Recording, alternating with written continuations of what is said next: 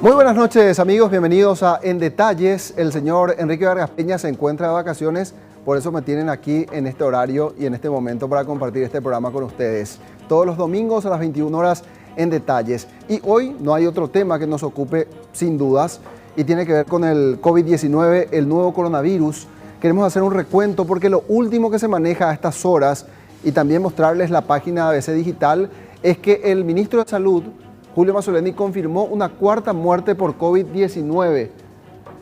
Confirmó la muerte este domingo, aunque todavía no dio más detalles sobre el caso y aún no hizo la actualización de la fecha. Estamos pendientes al famoso tuit del ministro de Salud, donde hace todo el recuento acerca de los datos que maneja el Ministerio de Salud Pública de casos confirmados y esto que ya mencionábamos, el fallecimiento de una cuarta persona a raíz de complicaciones de esta enfermedad.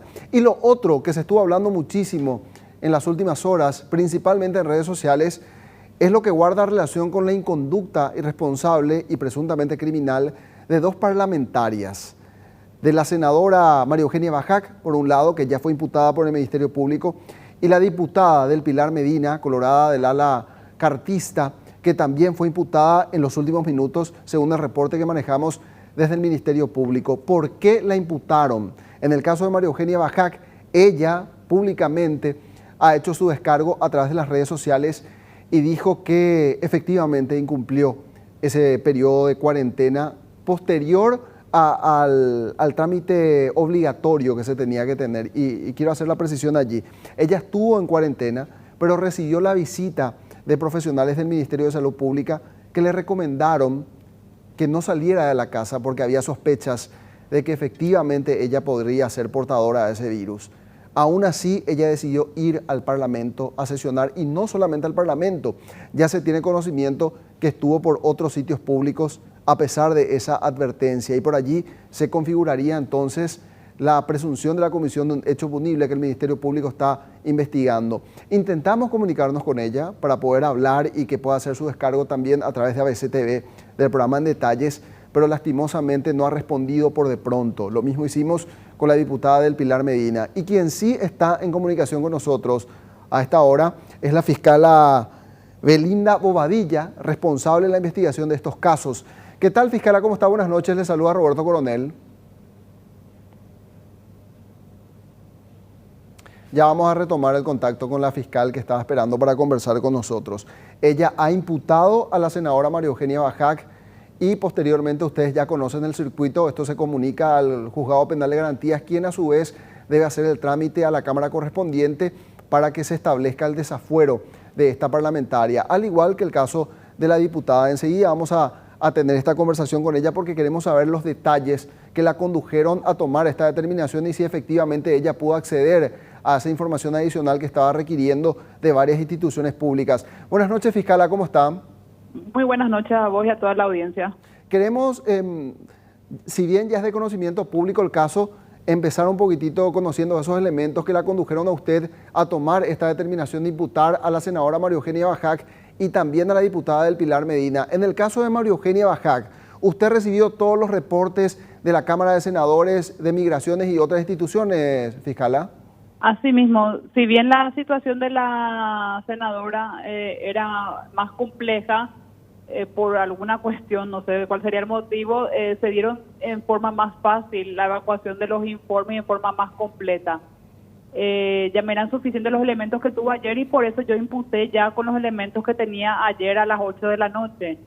Y tenía incluso un informe preliminar de parte del doctor Sequera en cuanto a lo que ella me había dicho. Inclusive utilicé las conversaciones que había mantenido por WhatsApp y donde él me autorizaba también a que podía utilizar eso porque no tenía en formato papel o no tenía ni siquiera un documento donde él firmaba. Fiscal, Sí. sí, perdón, ¿usted puede describir cuál es la conducta que se despliega en el acta de imputación? O sea, la falta en la que incurrió de acuerdo a los hechos a los que usted tuvo acceso y a las documentaciones que así lo comprueban.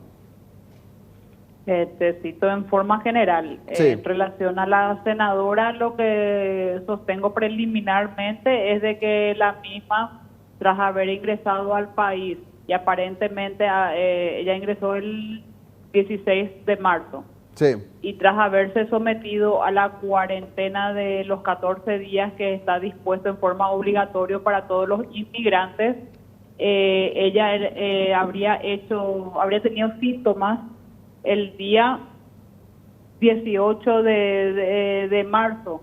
Esa cuarentena, perdón, para precisar en algunos detalles, ¿esa cuarentena inicial es una iniciativa propia de la parlamentaria o se pone en contacto con las autoridades sanitarias? No, esa cuarentena es obligatoria dispuesta por el Ministerio de Salud Pública y Bienestar Social. Sí. Había salido en fecha 16, se resolvió de que todas las personas inmigrantes debían ingresar en cuarentena obligatoria por 14 días. Sí.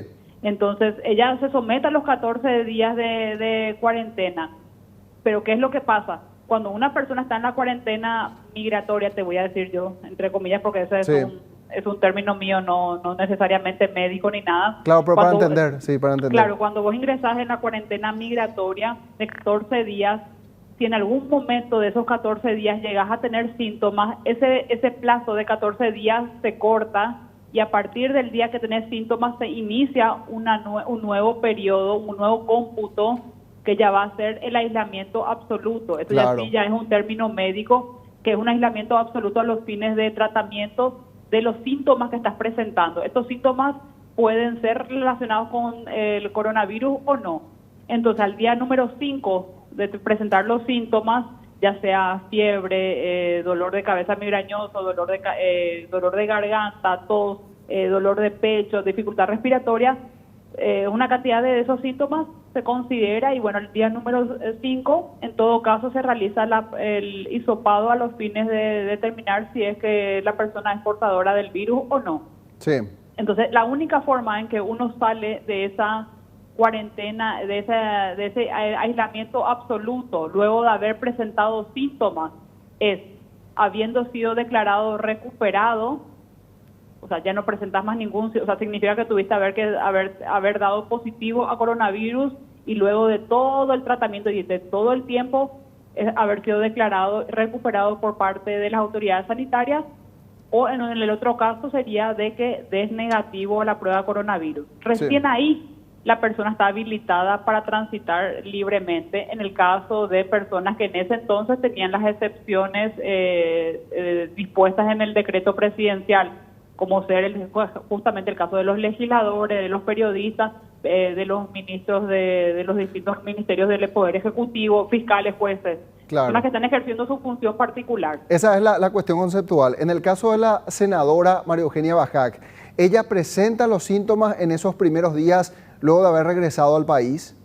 Ella habría ingresado al país el 16 de marzo y luego ella, según el reporte del sistema de respuesta inmediata de la Dirección de Vigilancia de Salud, a cargo del doctor Sequera, el día 18 de marzo, ella refiere a haber tenido dolor de cabeza migrañoso, dolor de garganta y tos. 2 días después de haber venido al país.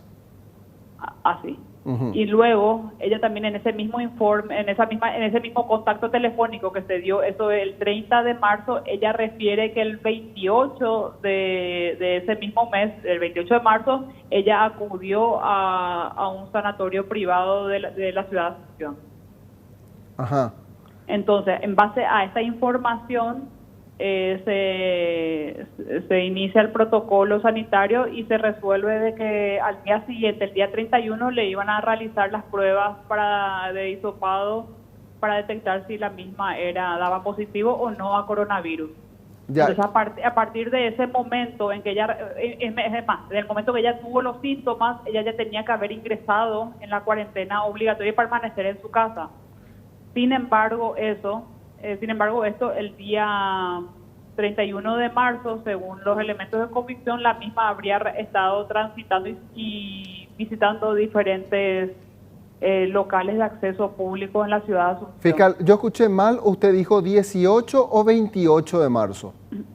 El 18 de los marzo síntomas. habría presentado síntomas y el 28 de marzo habría acudido a un sanatorio privado, sí, a un sanatorio privado. Por algún motivo, pero entendiéndose el razonamiento mío sería de que si es que ella hace, o sea, si el servicio de respuesta inmediata en su informe me pone que la misma el 28 habría acudido a un centro médico el 28 en plena pandemia, cuando se recomienda justamente no recurrir a hospitales, claro, es de que el síntoma que presentó de algún tipo de dolencia física que le llevó a acudir a ese centro asistencial tiene que ser algo relacionado a los síntomas ya anteriores, por eso justamente es que se decide iniciar el protocolo para tomarle las muestras para detectar el coronavirus. Claro, igual usted seguramente va a requerir otros informes adicionales para tener certeza de eso. Por supuesto, para tener la película más precisa. Claro. Sí, eso ya ¿Por qué le hago la pregunta del 18 y 28 y vuelvo al 18?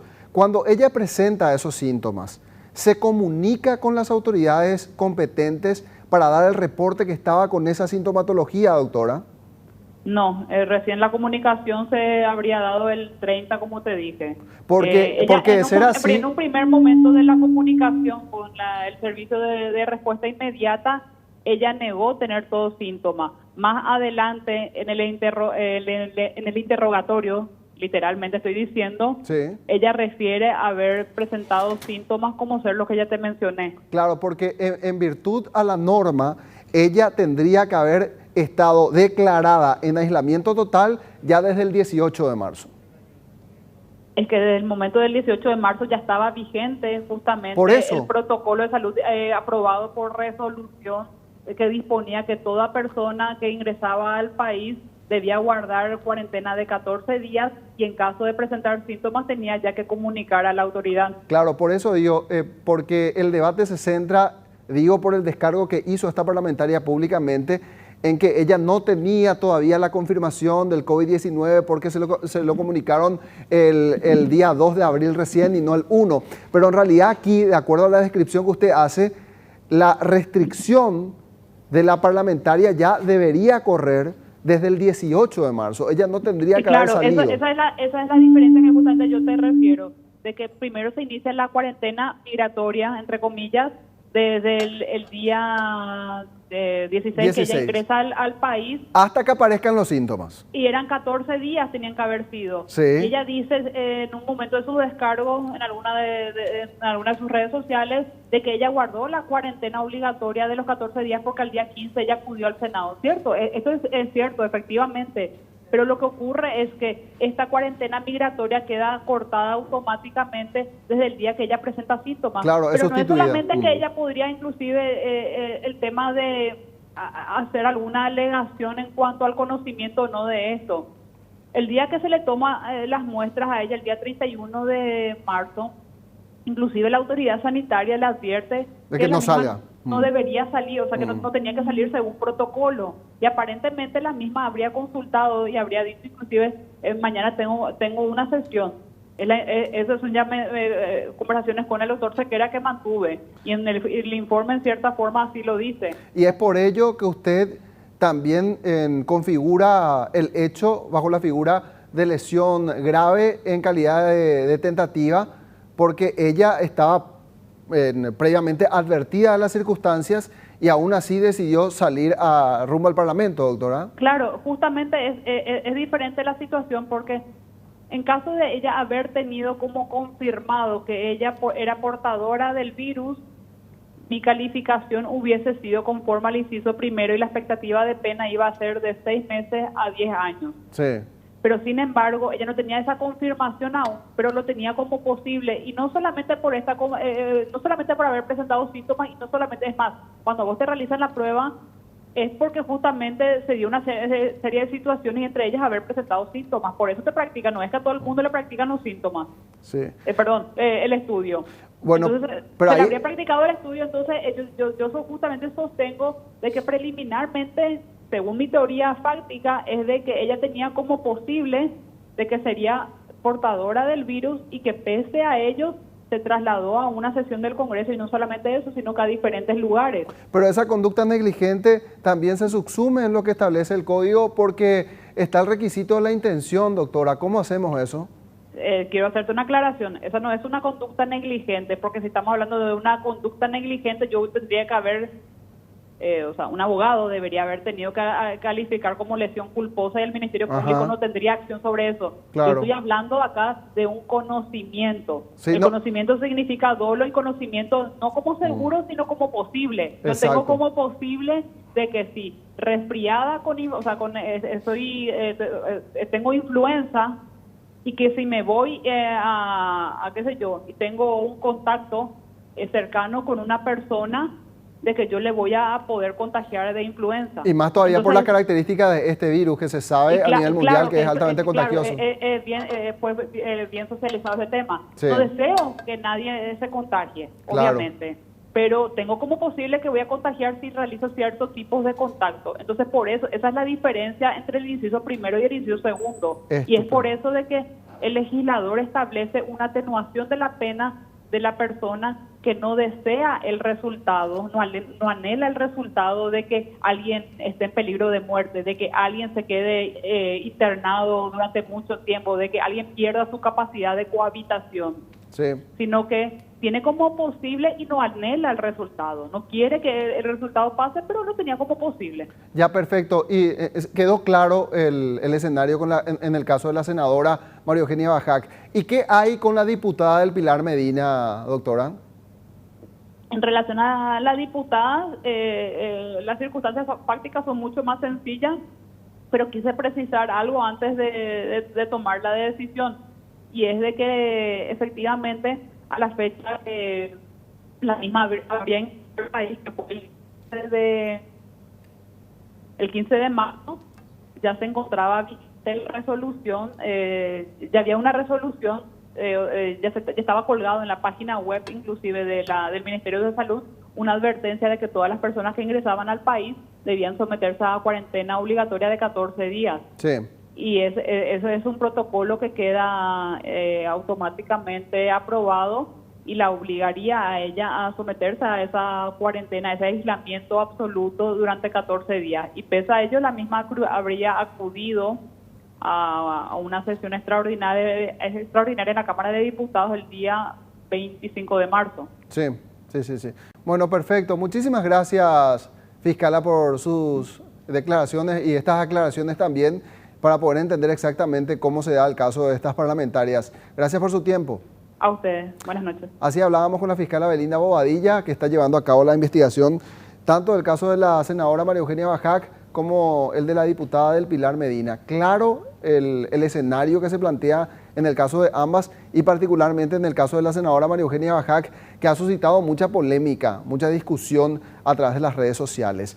Y hoy en Detalles también queremos dar un enfoque diferente a algo que se viene hablando con insistencia en las últimas semanas, y para ello ya me acompaña el abogado Luis Almada. Él es especialista en cuestiones financieras también, y justamente por eso es que solicitamos su participación en el programa. En Twitter él hacía un comunicado, un tuit, donde decía que varias empresas y microempresas principalmente se encuentran en una situación de indefensión. ¿Qué tal, abogado? ¿Cómo está? ¿Qué tal, Roberto? ¿Cómo estás? Bien, bien. Y decía el enfoque diferente porque se habla con insistencia acerca de cómo capitalizar a estas empresas en tiempos de crisis para que puedan persistir en sus actividades económicas.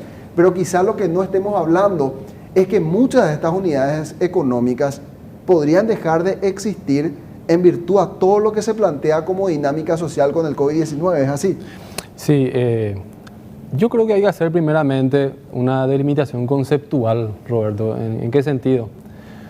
Acá, primeramente, lo que hay que notar es la indefensión desde el punto de vista de la falta de liderazgo financiero por parte de nuestras autoridades para las MIPYMES, ¿verdad? ¿En qué sentido?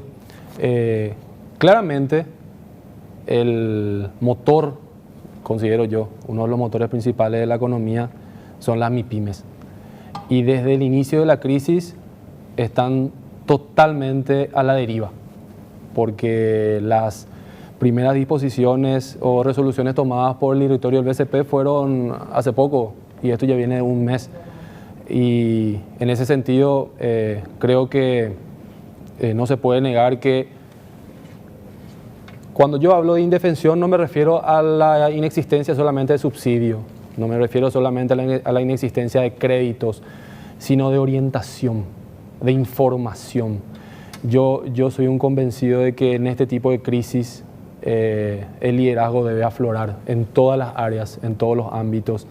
Y podemos nosotros darnos cuenta que de golpe apareció un Mazzoleni que nos tiene respirando medianamente tranquilos, hasta un presidente de la República que se puso el traje de presidente y increíblemente nos tiene con la sensación de que estamos en buenas manos, parece una sensación rara. Te puedo interrumpir ahí brevemente y no quiero, exactamente me están señalando también. Vamos a ver el tuit que está compartiendo a estas horas, hace segundos, el ministro Julio Mazzoleni, y dice lo siguiente, este reporte: el informe COVID-19, hoy procesamos 200 muestras, 9 dieron positivas, 5 relacionadas a casos confirmados, 3 del exterior y un contacto con viajero. Lamento informar, dice Julio Mazzoleni, 2 fallecimientos, 8 internados, el resto en aislamiento domiciliario. Total de casos 113. Estábamos manejando un fallecido, sí, pero ahora el ministro de Salud confirma 2 fallecimientos en este reporte que hizo hace cuestión de minutos el ministro de Salud Pública, Julio Mazzoleni. Fíjense que este detalle no es menor porque veníamos hablando, repito esto, de un fallecimiento. Sin embargo, el ministro de Salud habla de 2. 113 casos en total, 8 que están internados. Se duplicó también la cantidad de internados desde el viernes por lo menos, de acuerdo al reporte que ha hecho público el ministro de Salud, las autoridades sanitarias en nuestro país. Los últimos datos del caso COVID-19 en la República del Paraguay. Y comento nada más para seguir escuchándote, doctor, que también estamos esta noche en contacto vía teleconferencia con el presidente del Banco Nacional de Fomento, Carlos María Florentín, que ya de hecho está escuchando lo que estamos diciendo a estas horas. Continuamos, por favor. ¿Me decías? Sí, yo te decía, Roberto, que el problema principal que yo identifico en esta problemática, eminentemente desde el punto de vista financiero, desde el punto de vista económico, es una falta de liderazgo. Y me refería a que hay que hacer una aclaración, ¿verdad? De que no es falta de liderazgo porque no existe subsidio o porque no existen aún créditos blandos que se puedan otorgar, porque la realidad indica que de manera tardía, pero ya se tomaron decisiones por parte del BCP que por cuestiones burocráticas no estén llegando a los beneficiarios, ya es otra cosa, ¿verdad? Pero lo que yo quería hacer hincapié era en que no existe una persona, no existe una autoridad que pueda iluminar el ámbito financiero a las MIPYMES, porque así como hay muchísimas empresas a las que hay que sostener, y esto lo quiero decir con mucho respeto, ¿verdad? Hay muchas empresas a las que hay que sostener en estos 3 meses, también existen muchas empresas que categóricamente el COVID les acaba de otorgar el certificado de función, y me parece que esa información está a cargo, y el rol del líder financiero debe ocuparse de informar eso a las empresas. Hay empresas que deberán reinventarse en este periodo. Es que categóricamente el camino para muchísimas empresas es la reinvención. ¿O acaso, obviamente yo personalmente no tengo la formación como para decir tal cual o tal rubro van a subsistir posteriormente, pero sí soy usuario. Y vos, Roberto, me preguntás a mí si yo me voy a ir al cine a fin de año, no me voy. Pero ¿para qué vamos a ir más lejos? Un ejemplo clarísimo de lo que hoy se están discutiendo en las viviendas, y es algo necesario. Los padres de familia dicen que ya por este año no van a enviar al colegio a los chicos. Un ejemplo. Imagínate colegio, sí. No te digo discotecas, bares, sí, hasta peluquerías, Luis. Claro. De hecho, yo personalmente considero que todo lo que implique o conlleve una aglomeración, esa es una opinión muy personal, ¿verdad? Sí. Hay que respetar el trabajo técnico de los encargados de analizar ese tipo de cosas, pero, a ver, volvemos a abstraernos de la cuestión específica, porque hasta ahora lo único que se discute es por qué no llega el subsidio, por qué no se empiezan a liberar los créditos, pero, a ver, en el ámbito de la emisión de créditos, por ejemplo, tiene que haber una persona que nos oriente y nos indique de las consecuencias nefastas que puede traer la liberación de créditos blandos, porque como una medida paliativa, temporal y provisoria, está perfecto. Esto en 1, 2, 3 meses está perfecto. Creo que independientemente de que esté o no de acuerdo, en el escenario estatista actual de nuestra sociedad, creo que es lo que corresponde. Pero la persona que esté dirigiendo financieramente este país tiene que salir a decir que si esa situación se sale de las manos, podríamos instalar nosotros el cáncer de la expansión crediticia en nuestro sistema financiero, con todas las consecuencias que eso implica. Te puedo dejar allí y vamos a seguir, porque tenemos una hora de programa para seguir discutiendo este tema, porque ya le quiero saludar al señor Carlos María Florentín, presidente del Banco Nacional de Fomento, que ya estuvo escuchando lo que decía nuestro invitado Luis Almada, abogado también especializado en temas financieros. Buenas noches, presidente, ¿cómo está? Hola Roberto. Bueno, saludo a vos y a tu teleaudiencia. Presidente, tuvimos conocimiento esta semana que ustedes se reunieron en directorio y resolvieron cómo enfrentar esta situación desde el BNF y qué líneas de crédito están ofreciendo al sector mayormente golpeado, podemos decirlo, que es el sector de las MIPYMES, que estaban requiriendo justamente esa solución financiera para poder balancearse en estos meses difíciles que serán para todos y particularmente para ellos. Quiero empezar con la explicación que me pueda dar respecto a cuáles son esas facilidades que hoy el BNF está ofreciendo y de cuánto estamos hablando como cartera disponible, presidente. Bueno, Roberto, antes de llegar al producto, te quiero decir que el Banco de Fomento está alineado un poco al equipo económico, ¿verdad? Y dentro del equipo económico hay 3 premisas claves, ¿verdad? Que se está bajando todo y estamos todos ahí. Dentro de eso el Banco Central, los ministerios de Industria y, bueno, y diferentes otras entidades. Y son 3 ejes claves que yo saco y rescato y que nosotros tomamos del BNF. Mantener el empleo, inyectar liquidez al sistema y mantener y seguir ofreciendo nuestro servicio financiero como Banco de Fomento, porque fue declarado imprescindible los servicios financieros, siempre bajo los protocolos del Ministerio de Salud Pública, ¿verdad?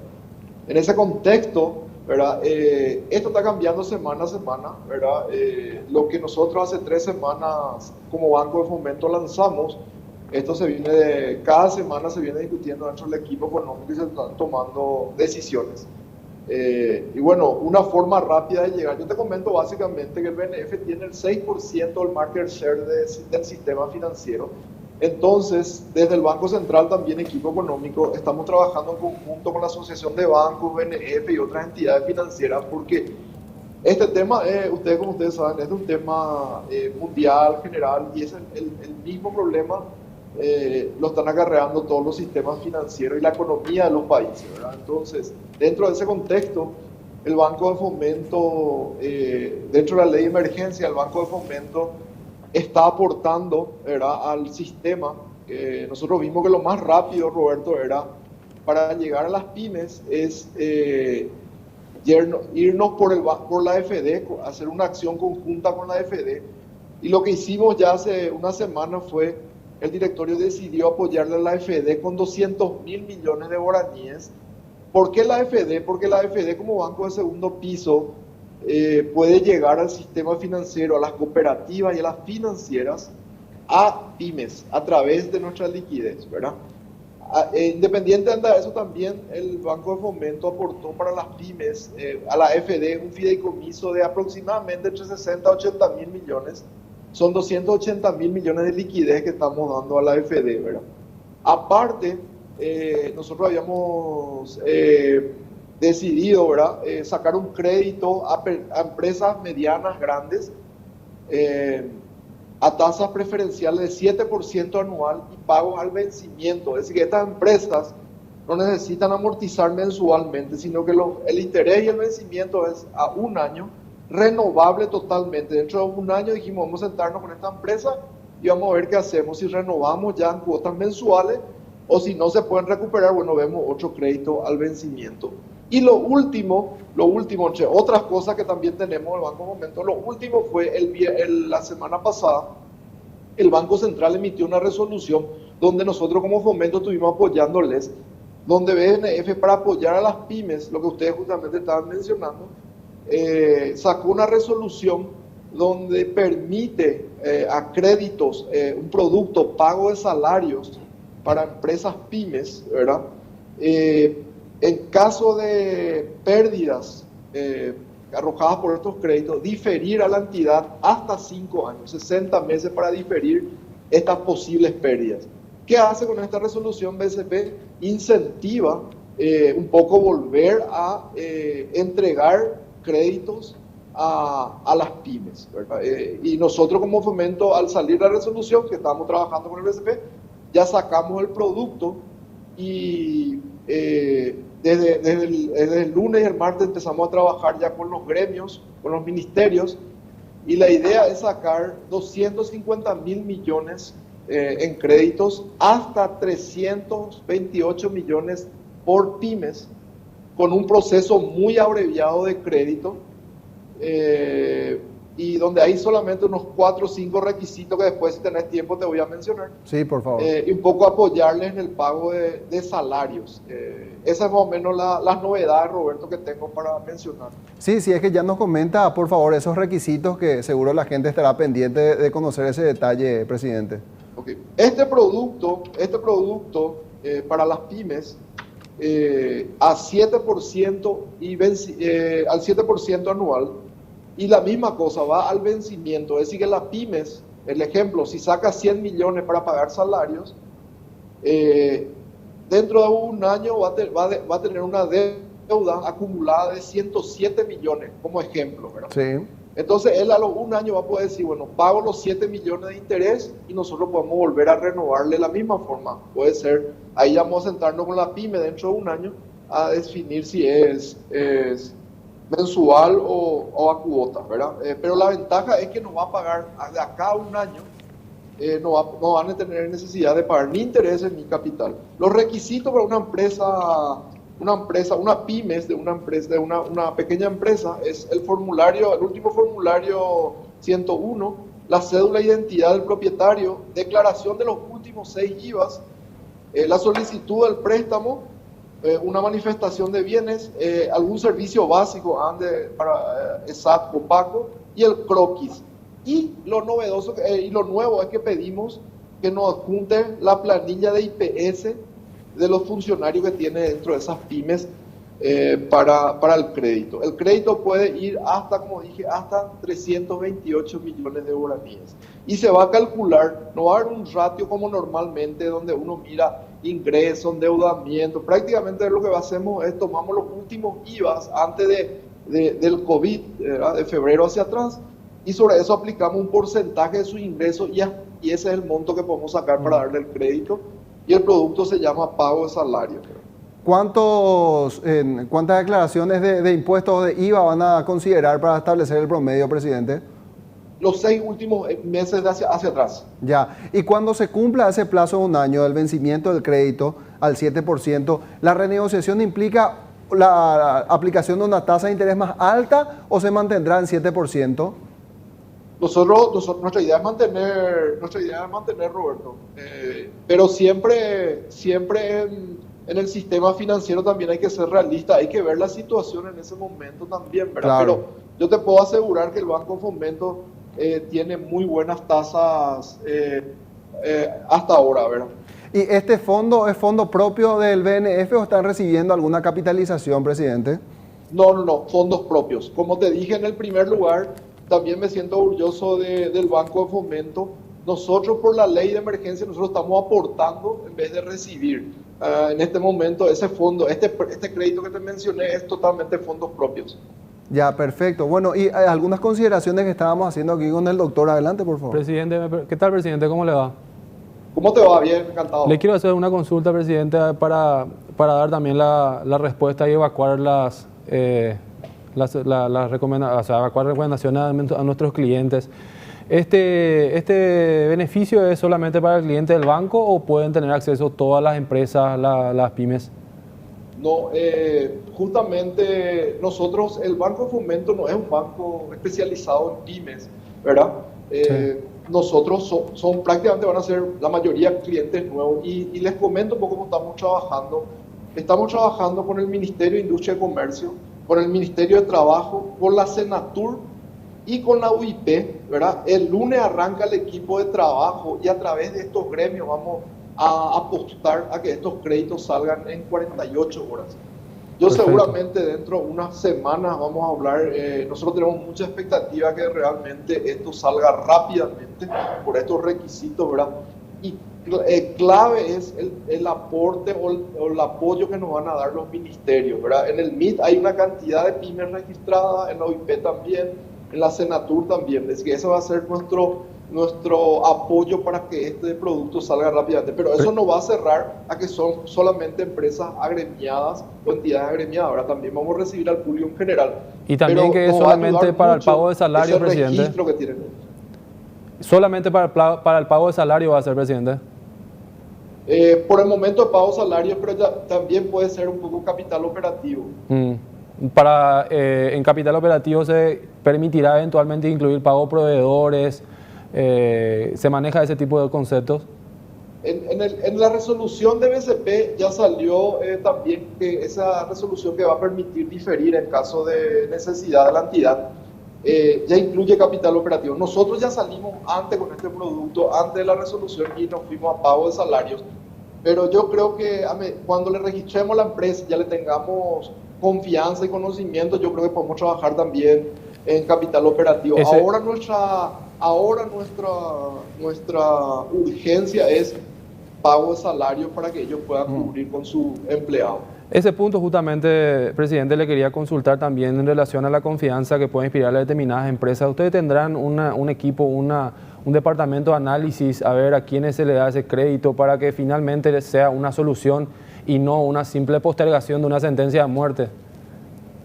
No, nosotros lo que vamos a hacer es justamente, por eso te decía, estamos hablando con los gremios que son los que nos están transmitiendo todo eso que vos estás mencionando, ¿verdad? Como te dije, hay que ser realistas, nosotros no somos especialistas como Banco de Fomento en pymes, hay otros bancos en el sistema que sí son especialistas en pymes, ¿verdad? Entonces nosotros por eso nos estamos respaldando en los ministerios que sí conocen a las pymes, la UIP, y ellos nos están dando mucho, todo lo que vos estás mencionando, ellos nos están dando esos parámetros y esas necesidades. Pero sí te puedo asegurar que nuestro desafío será responder rápidamente. Presidente, si bien es cierto, de manera insistente y en todos los sectores venimos hablando de la necesidad de la formalización, también en este sector que de por sí ya es muy riesgoso, me refiero a los MIPYMES, están aquellas empresas que en este periodo estaban en franco proceso de formalización. Y usted mencionaba, por ejemplo, aquellos que tengan ya su planilla IPS y demás. ¿Qué pasa con aquellos que no llegaron todavía a ese nivel de formalización y tampoco tienen muy buena cabida en el sector privado o financiero? Porque, reitero nada más la cifra que usted compartió con nosotros, ustedes representan el 6% de la torta. Esta gente que estaba en proceso de formalización, ¿podrá acceder también a este beneficio que ustedes están proponiendo? Roberto, solo para mencionarte, yo creo que es un buen lindo y un desafío lo que estás mencionando, pero te comento, nosotros como Banco de Fomento, nosotros estamos regulados por el Banco Central y tenemos ciertas normas, ¿verdad? Entonces, yo hoy me siento imposibilitado de apoyarle a un sector informal, ¿verdad? Lastimosamente, ¿verdad? Pero bueno, este va a ser, como te dije, cada semana se está reuniendo el equipo económico, la gente de BCP, nos estamos reuniendo con la Asociación de Bancos y se está trabajando, ¿verdad? Bueno, ese es un desafío. Yo creo que esta crisis va a dar una oportunidad también a un poco que se puedan ir también pasando y formalizando para que vean que tienen acceso también al crédito, ¿verdad? Hoy sabemos, como mencionás, que mucha gente informal está fuera del sistema formal o del sistema financiero cooperativo, tampoco de repente se van a otro segmento. Bueno, el desafío será que ellos vayan pasando al sector formal y ahí puedan tener mejores condiciones. Claro, sin lugar a dudas, y esa es la idea. Presidente, nosotros le agradecemos su participación en el programa y también que nos haya dado estas aclaraciones porque de hecho hay un sector muy importante de la economía que estaba esperando este tipo de iniciativas por parte de la banca pública. Así que gracias por su tiempo. Por favor, a las órdenes y gracias por dar la oportunidad de transmitir. Seguramente en algún momento, Roberto, vamos a volver a hablar y ya les voy a comentar cómo está funcionando, cómo se está moviendo el crédito. Es importante un poco transmitir eso. Gracias a vos y a tu invitado también. Perfecto. Carlos María Florentín, presidente del BNF, conversando con nosotros. Doctor, vos seguís con nosotros hasta las 22. Sí, porque perfecto. después quiero que insistamos en ese concepto que vos decías y que lo ratificabas con el presidente del BNF. ¿Es una postergación de una sentencia a muerte el ofrecerte hoy créditos sin darte por lo menos una planificación analítica de cómo tiene que modificarse tu negocio para ajustarse a una nueva dinámica, no solamente del mercado, sino una dinámica en el consumo? Totalmente. Lo que decíamos antes, hay negocios que probablemente dejaron de existir y que para persistir tendrán que reinventarse. De eso estaremos hablando al volver de la pausa.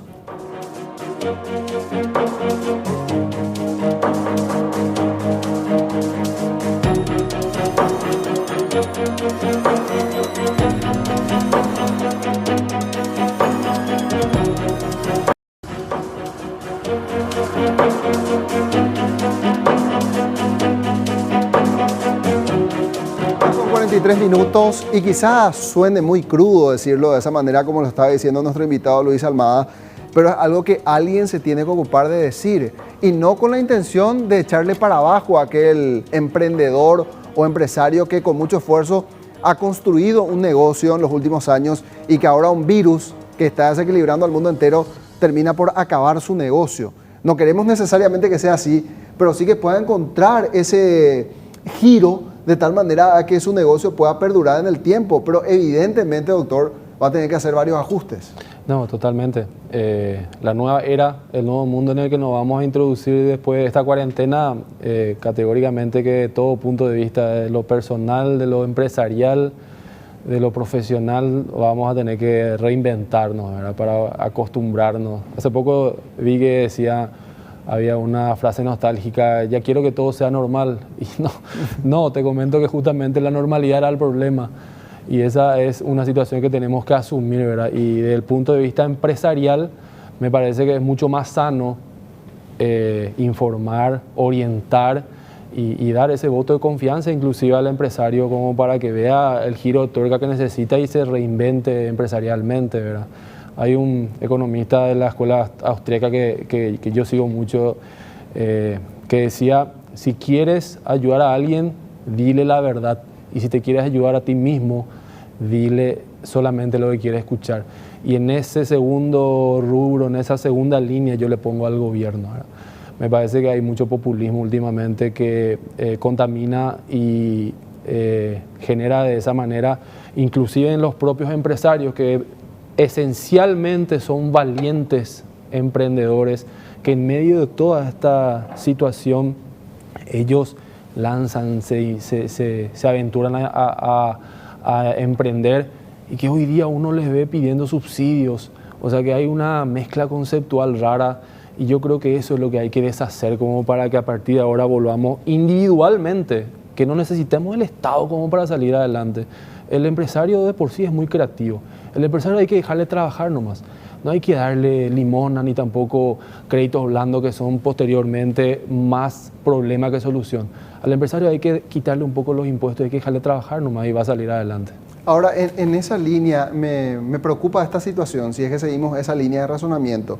Si yo tengo garantizado el pago de salario por esta línea de crédito que me ofrece el Banco Nacional de Fomento, y sé que en un año todavía no voy a pagar ni capital ni interés, y después voy a reprogramar eso de acuerdo a lo que nos explicaban, pero si nadie me asiste para decirme a mí cómo reconfigurar mi negocio de tal manera a volverme autosustentable y no depender de ese crédito que todavía no voy a pagar, sino que voy a pagar a un año, puede ser que yo me esté sumergiendo en una debacle antes que solventar y construir un cimiento que me permita no solamente recuperarme, sino proyectarme a futuro. ¿A qué quiero llegar? En este beneficio podría estar encubierta una trampa que le haga perder su unidad de negocio a aquel que no sea lo suficientemente precavido y tenga la capacidad de reinventarse, y más aún cuando el BNF dice, nosotros no estamos capacitados para hacer ese trabajo de orientación y análisis financiero. Entonces, ¿quién lo hace, doctor? Sí, ahí está. Y ahí ya esa es la conclusión exacta que hay que hacer, ese es el razonamiento. Yo estoy plenamente convencido, bueno, independientemente de que esté o no de acuerdo, inclusive en la misma corriente ideológica del gobierno del Estado actual, yo creo que las medidas que está tomando el BCP, son las medidas necesarias ahora, ¿verdad? Pero hay que ser muy conscientes de la naturaleza provisoria de estas medidas, que no se considere que son medidas que extendidas en el tiempo pueden llegar a ser solución, porque no, porque estas medidas, lo que acaba de decir por ejemplo el presidente del BNF, yo está bien, comparto, hay que hacer este apoyo, esta emisión de créditos, pero la otra verdad que hay que contar es que eso tiene de manera inherente un peligro inflacionario, y en eso nos meten a todos. En ese sentido, categórico que tenés razón, que hay que analizar caso por caso, ¿verdad? Y ahí yo creo que las consultorías tendrán una preponderancia importante en la nueva era, ¿verdad? Porque me parece que cada empresa tiene que analizar realmente, y si está sumergida en una especie de negación de no asumir la realidad, me parece que un buen asesor es el que le dice y el que le orienta a reinventarse y no a presionar, insistir, porque yo tengo casos, a ver, si me permitís contar algunos casos particulares. Justo te quería preguntar, si, como el disparador para esta conversación que hoy tenemos contigo fue el tuit que publicaste donde decías del estado de indefensión de algunas empresas, las pequeñas y medianas. La consulta que te quería hacer, ¿te contactaron sí, de algunas unidades de negocio? ¿Te dijeron qué vamos a hacer? De hecho que en estos últimos 30 días,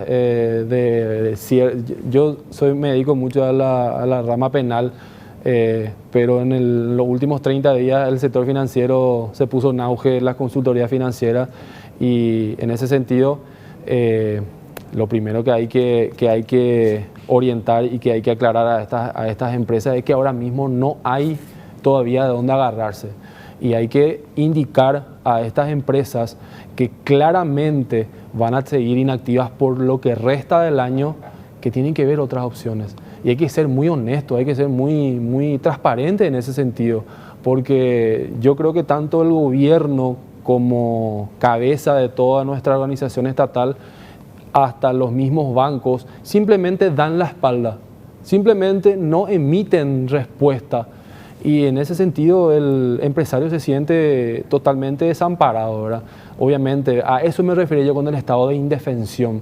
Yo no me refería neta y exclusivamente a la entrega de dinero cuando hablaba del estado de indefensión. Yo me refería a la información, a la orientación, a que haya un líder financiero que, así como el doctor Mazzoleni nos tiene esperando su tweet todos los días, así como cuando va a aparecer Marito en cámara, hoy día dejamos todo para ver qué es lo que va a decir, que haya una persona en el ámbito de las finanzas que indique a determinadas empresas y que les comunique, ya que ellas no tienen la capacidad autónoma de darse cuenta de que su empresa murió.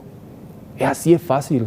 Hay empresas que este año ya no van a abrir, Roberto, y eso yo creo que alguien tiene que decir.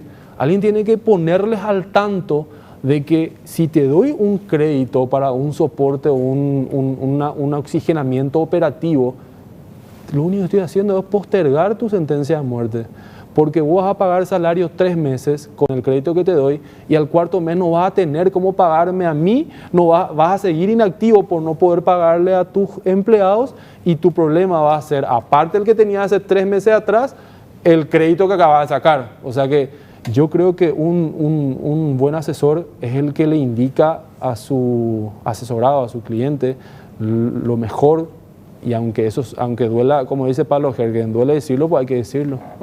Y yo, no es hacer propaganda de ninguna empresa, de ningún servicio, simplemente complementando esto que estamos diciendo ahora, yo creo que efectivamente estas unidades de negocios deberán recurrir a las consultorías para ver de qué manera pueden reinventarse. Digo, aquel especialista en el mundo no solamente empresarial, sino también de las finanzas, que le pueda orientar y decir, mira, doy como un ejemplo, porque es algo que también se hizo viral a través de las redes sociales, porque es una persona muy conocida, el caso de Rodolfo Angelshay, que él por iniciativa propia y también por una cuestión de intuición de la conducta del mercado dijo, de aquí en adelante mi restaurante ya no va a recibir gente, y conste que él apelaba a un público de clase alta. Sí. decía, yo sé que la gente ya no va a venir a sentarse a mi restaurante. O sea, mi negocio murió. Aquel típico restaurante clase A con un servicio de primer nivel dejó de existir con este tema del COVID-19. Y a partir de ahora, ¿qué hace el hombre? ¿O hacia dónde está apuntando? A vender alimentos congelados. Sí. Para que la gente se sirva en su casa. O sea, él entiende que tiene que reinventarse. Y así como el caso de Rodolfo Ángelsey, la reflexión suya apunta hacia otro tipo de negocios que también deberán hacer la misma revisión. Sí, sí, totalmente, porque otro análisis que quiero hacer en ese sentido, ¿verdad? Es que el COVID puso en evidencia muchísimas cosas, ¿verdad? Y entre ellas la clara falta de ahorro de nuestro sector empresarial, la clara falta de ahorro de toda la sociedad, ¿verdad? A mí me llama muchísimo la atención empresas que no pueden subsistir una semana sin el día a día, ¿verdad? Y ocurre la extraña paradoja de que exactamente quien es el responsable de esa falta de ahorro, de esa falta de inversión, de esa falta de cultura de ahorro, porque simplemente se lleva la mitad de la torta cada mes, que es el Estado, que son los políticos, hoy día aparecen como los salvadores de la situación, ¿no? Y esa es la situación que me parece a mí, que tenemos que mirar desde arriba, no estar sumergidos en ese día a día de ver quién ya recibió su subsidio, quién no, entender que el dinero no cae del cielo, entender de que ese subsidio no va a venir, vamos a pagar nosotros, entender de que esos créditos blandos con tasas bajísimas, con planes o plazos de financiación extensos, va a repercutir dentro de poquísimo tiempo en una inflación que hace años no teníamos, porque la existencia de más oferta monetaria, de la disponibilidad existente en los bancos, pero categóricamente va a llegar, va a repercutir en el bolsillo del ciudadano. Y esas son cosas que hay que informar. O sea, a mí me parece que uno en la desesperación obviamente quiere ahora el dinero, ahora la ayuda, pero me parece que uno para salir de determinadas situaciones no siempre se sale con dinero, sino muchas veces con un cambio de mentalidad, ¿verdad? Y eso me parece que ese mensaje creo que hay que transmitir en este tiempo. Excelente el mensaje. Ahora hacemos otra pausa y ya al regresar las consideraciones finales aquí en Detalles por ABC TV. Ya volvemos.